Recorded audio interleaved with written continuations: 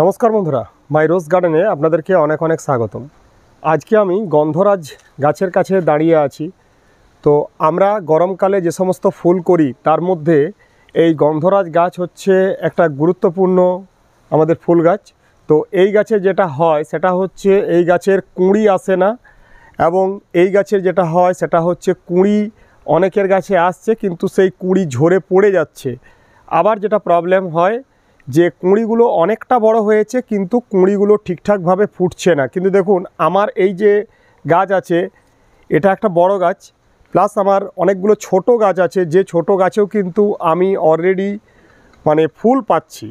তো কি পরিচর্যা করতে হবে গন্ধরাজ গাছে এই মুহূর্তে ফুল পেতে গেলে, তো সেই ব্যাপারটা আমি আজকে স্টেপ বাই স্টেপ বলবো।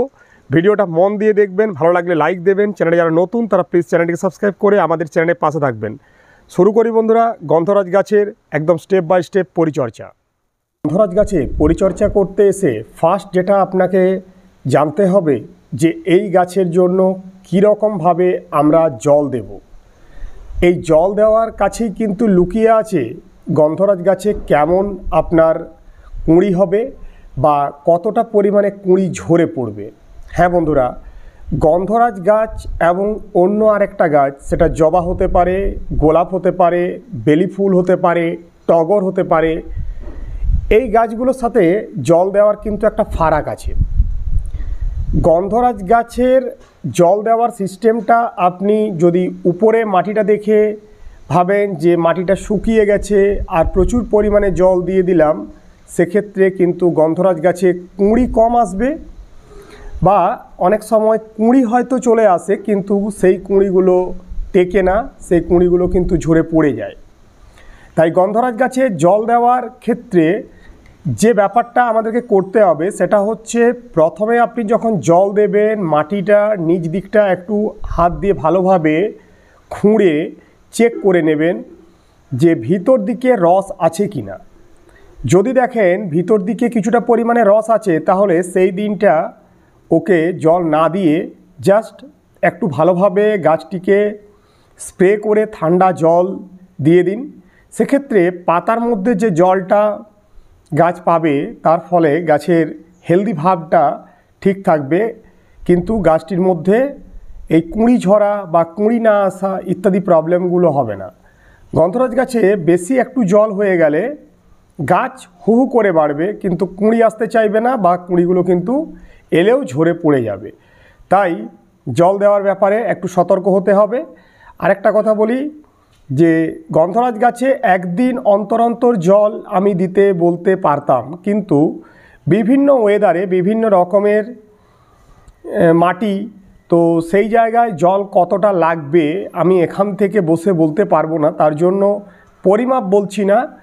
আপনাকেই বুঝে সুঝে জলটা দিতে হবে, যারা গাছপালা করছেন তারা বুঝতে পারবেন। তবে একটা আমি সাধারণ কথা বলে রাখি, অন্য গাছে যে পরিমাণ জল লাগে গন্ধরাজ গাছে সেই পরিমাণ জল লাগে না।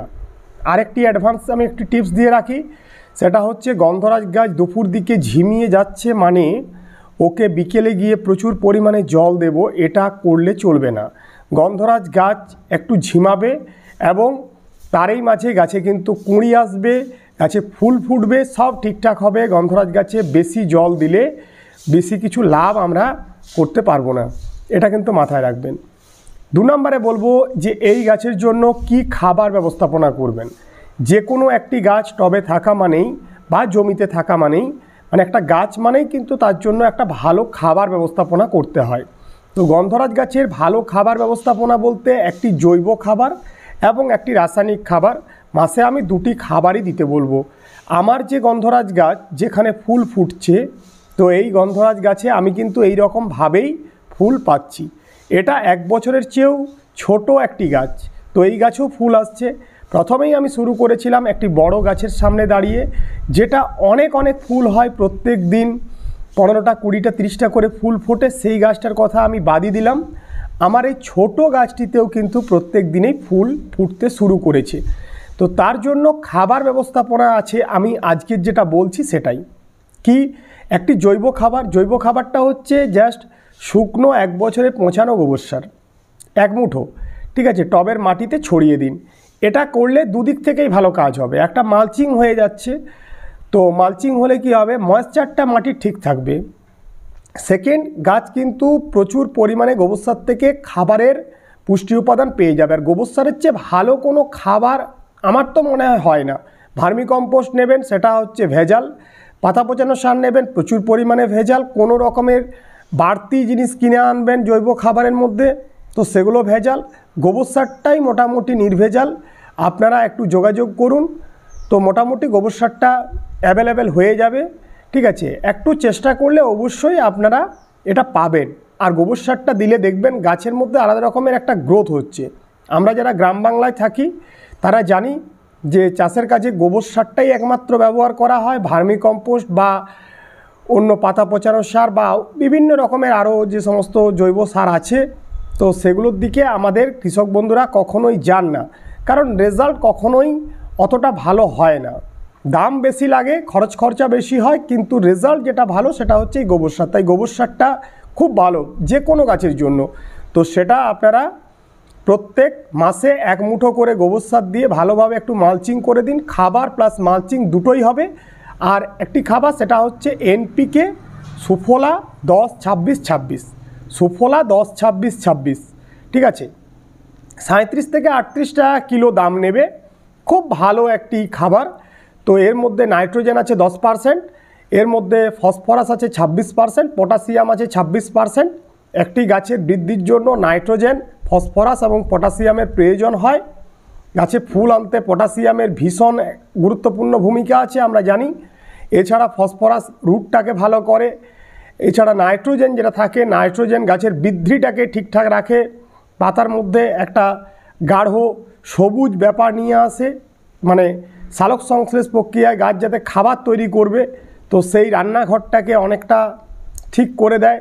এবং নাইট্রোজেনের আরেকটা ভীষণ ভালো কাজ আছে, আমাদের মাটির মধ্যে যে সমস্ত পটাশিয়াম এবং ফসফরাস এছাড়া বিভিন্ন রকমের যে মাইক্রোনিউট্রিয়েন্টসগুলো থাকে, যেগুলো গাছ তার শিকড় দ্বারা সংগ্রহ করতে পারে না, তো সেগুলোকে সংগ্রহ করতেও কিন্তু নাইট্রোজেন ভীষণভাবে সাহায্য করে। তাই নাইট্রোজেন আছে এর মধ্যে 10%, এবং নাইট্রোজেনটা খুব বেশি নেই যাতে গাছের কুঁড়ি ঝরার ব্যাপারটা হবে। তার জন্য 10-26-26 খাবারটা আমি নির্বাচন করলাম। এই খাবারটা যত ইঞ্চির টব হবে ততই পরিমাণে দানা আপনারা প্রত্যেক মাসে একবার করে দেবেন। ব্যাস, এই হচ্ছে খাবারের ব্যাপার।